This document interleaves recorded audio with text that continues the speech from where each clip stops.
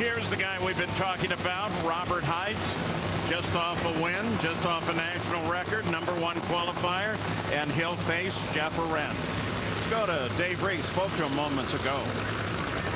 Robert Hight prepares himself for battle with the speed record he earned at the last race, something that's not going to come into play today. There was an awful lot of concern about only 2 qualifying sessions. What kind of concerns do you have now on race day?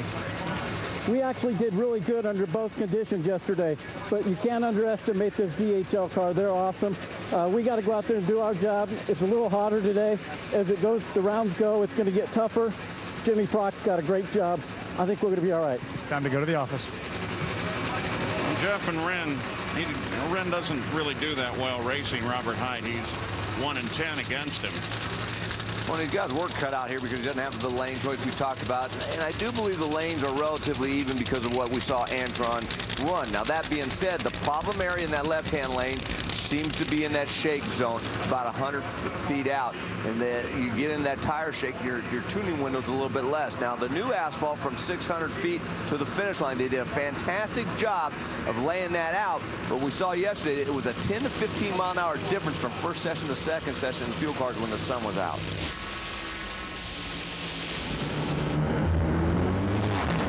Arend goes away. Robert Hight runs a 411, 303 miles an hour, and lays down the gauntlet to the rest of the funny cars.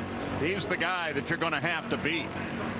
Tell you what, I thought John Force's run was really good at 4:13. I thought that might be tough to beat, but boy, you can't never count out Jimmy Proc and Robert Hight. That was a nice pass. 4:11 laps time. They run almost 264 miles per hour at the 8th, 304 miles an hour at the finish line. Like I said, a little bit of sun out on that track, so they probably had a little bit of wheel speed, or they backed her down just a little bit, but still a very nice pass.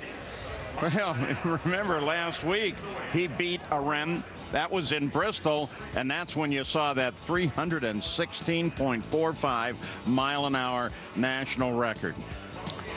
Let's take a look at Robert Hight and his record-setting pass of over 316 miles per hour. It's 484 miles to drive from Bristol to Norwalk. A regular car, that would take about 7 hours and 51 minutes. Robert's driving time to Norwalk would be about 1 hour and 32 minutes.